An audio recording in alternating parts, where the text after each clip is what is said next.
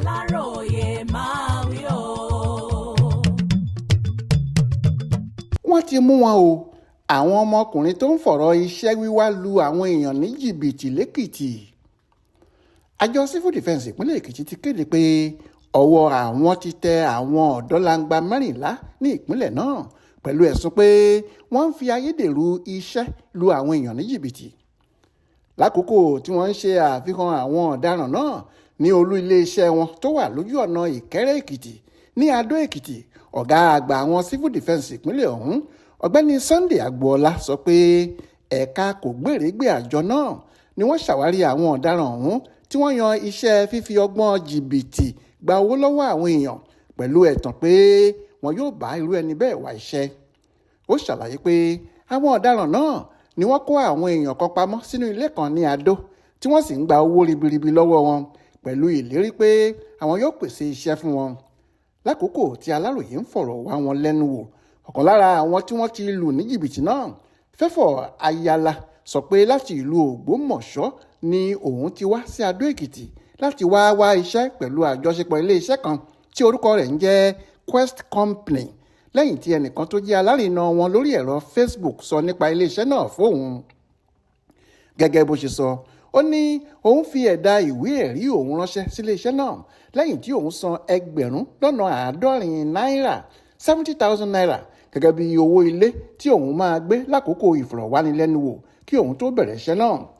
ó ṣàlàyé pé lákòókò ìfọ̀rọ̀wánilẹ́nuwò tí wọ́n ṣe fún wọn ní Adó Èkìtì, àwọn ọ̀daràn náà kò gba àwọn láàyè láti bá ẹnìkankan sọ̀rọ̀ ní gbogbo àyíká ibi tí wọ́n ṣe ètò náà. èyí lohun tó sọ fún akọ̀ròyìn wa. ó ní, mo wá láti ìlú Ògbómọ̀ṣọ́ sí Adó Èkìtì. mo bá ọ̀rẹ́ kan pàdé lórí ẹ̀rọ ìbánidọ́rẹ̀ẹ́ Facebook. mo sì béèrè iṣẹ́ tó ń ṣe. ó sì sọ fún mi pé òun ń ṣiṣẹ́ nílé iṣẹ́ aládàáni kan tí wọ́n máa ń bá àwọn èèyàn wá iṣẹ́ tí wọ́n sì tún ń gba èèyàn síṣẹ́ tí orúkọ ẹ̀ ń jẹ́ Quest Company. lẹ́yìn tí mo fi ìwé ẹ̀rí àti káàdì ìdánimọ̀ mi NIN àti fọ́tò pélébé ránṣẹ́ sí wọn tán, wọ́n pè mí lẹ́yìn ọjọ́ kejì pé wọ́n ti gba gbogbo ìwé ẹ̀rí mi tí mo kó sílẹ̀ wọlé. lẹ́yìn tí mo padà lọ sí olú iléeṣẹ́ náà ni mo rí i pé oníjìbìtì ni wọ́n. mo ti san owó tó tó bíi $70,000 fún wọn. wọ́n ní $20,000 ni wọ́n máa fi gbé fáìlì sílẹ̀, tí wọ́n sì tún ní kí n san $50,000 mìíràn gẹ́gẹ́ bí owó ilé tí màá gbé lásìkò ìfọ̀rọ̀wánilẹ́nuwò. àkókò yìí ni mo wá rí i pé oníjìbìtì ni àwọn èèyàn wọ̀nyí. wọn kò gbà kí gbogbo àwa tá a wá síbẹ̀ bá ara wa sọ̀rọ̀ rárá o. lára àwọn ọ̀daràn náà sọ pé ohun èlò ẹ̀ṣọ́ ilé ni wọ́n ń tà. bákan náà ni iléeṣẹ́ wọn mìíràn wà ní Òkè Ọya nígbà tí olú iléeṣẹ́ wọn wà ní ìlú Èkó.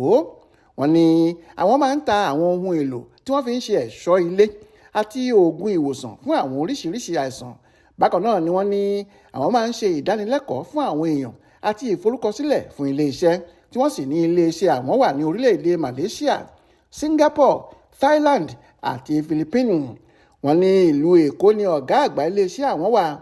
bó sì tilẹ̀ jẹ́ pé wọn kò tíì fún ẹnikẹ́ni níṣẹ́, síbẹ̀ wọ́n ti gba $20,000 lọ́wọ́ ẹnìkọ̀ọ̀kan àwọn tó kó sí wọn lọ́wọ́. Taofeek Surdiq ló ṣàkójọpọ̀ ìròyìn ọ̀hún fún Aláròyé Online Television.